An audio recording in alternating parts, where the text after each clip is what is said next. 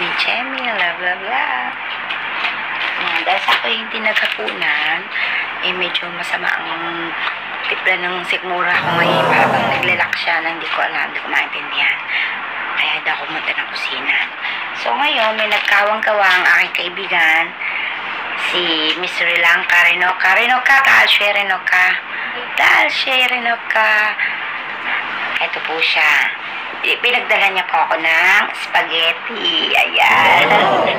Say hi, say hi. This is Renoka Habibti. Tabakse. Okay? Siya po yung may dala nitong spaghetti. Ayan. Bait-bait niya. Hindi po kasi ako naghapunan. So, yun. Ayan. Eh, hindi niya lang kasi masama ang ano ko eh. Sa mga pakiramdam ko ngayon. So, ayan. Salamat ng marami sa kanya. Grabe naman yung spaghetti. Parang pang ilang araw to. Oh, Diyos ko, tinan nyo. Pang ilang araw na kainan to. Ang dami. Anong meron? So, ayan. Tayo nag-tsa lang. Tsa-tsa lang tayo. Try na. Try po tayo. Sa kataga-sikmura ko ngayon. So, yun nga. Eh, malapit na po ang taglamig dito. Middle East, Dubai. Paghandaan natin. So, bakit ako makapag-focus magsalta ngayon? Talagang sinisikmura ako na meron. Ano ba kinain ko? Parang nag-juice lang naman ako nitong afternoon, tong mga around 5 yata yun. Ano, malamig, may yelo siya. Na, yan na naman tayo. Yung may yelo na naman, ba? Sinikmura na naman ako dahil sa yelo na yan.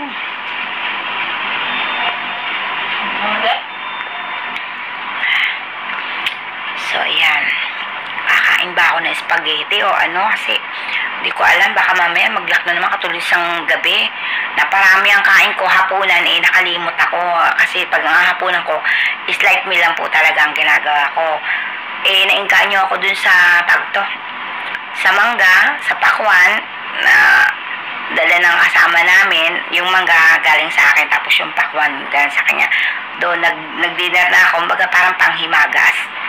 So, napultang yung sikmura ko, yung tiyang ko. Hindi ko na kinaya yung mangga kasi nasabi ko ako, eh, alam mo naman, bihira lang makaano niyan dito sa Middle East. Eh, although, ano naman kasi, yung, ano, pagto ay pa-order-order na online lang. Ipatago pa kami kung mag-online minsan kasi pinagbabawalan kami minsan. So, yun nga, kaya parang pinaspasan ko ng ano, kain ng mangga. Napasama tuloy yung ano ko, lafang ko. Yun. Yung parang hindi na makahinga. So ngayon, natakot ako, mealtime na naman, eh, mag-i-slide na lang ako. Siguro tama na muna to. Maya na lang, mag-biskuit na lang muna tayo. So ayan, nakaraos ako, yung milk ko ay cupcake lang. Cupcake, tapos yung chai. Yan, yan lang ano natin. Tayo hinuga muna rito kasi talagang pakaramdam ko eh, naglalak yung sikmura ko. Hindi ako makapokus. Eh, wala naman akong katsukaran dito. So, kayo na lang muna katsukaran ko. Diba? Higa-higa lang muna. So, sana mamaya umukay na itong pakaramdam. Kasi, bagong gawa itong ano yung AC namin eh. Yung aming air conditioner ay nasira. So, ginawa kanina nga sumobra yata ang lamig. Baka ito yung reason kaya sinakitan ako ng tiyan ko.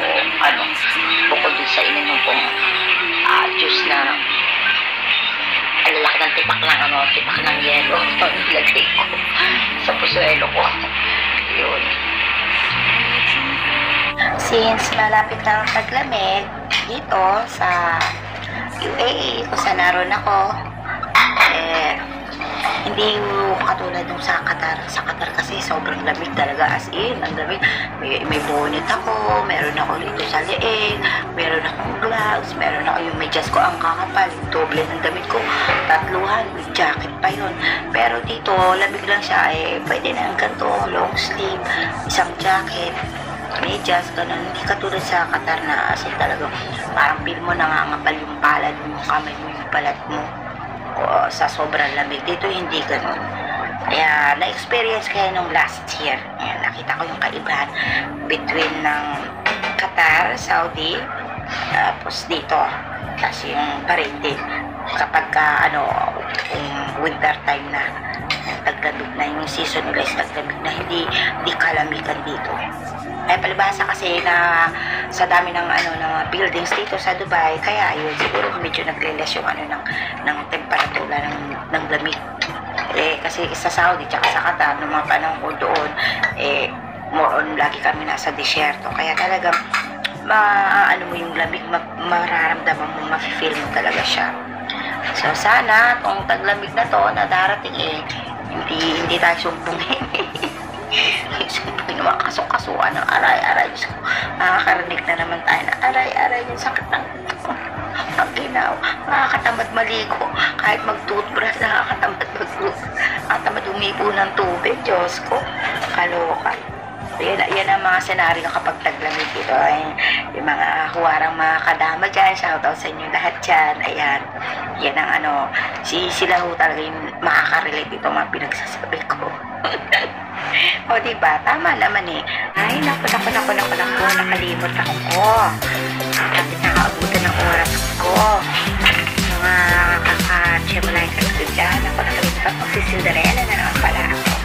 Ayan, ibig sabihin ay papalaot na sa pagtulong at sa isang trabaho ay bukas na ulit. Sana bukas pag-ising may magandang biyaya po tayo mag-receive, matanggap mula sa kanya. At sana lahat tayo mga kako-FW ko, mga kako-fellow kadama ko laban lang. Kaya yan, kaya natin na natin na kahit sa buwan at makasip na natin tayo. Para paalam na muna. Blah blah blah.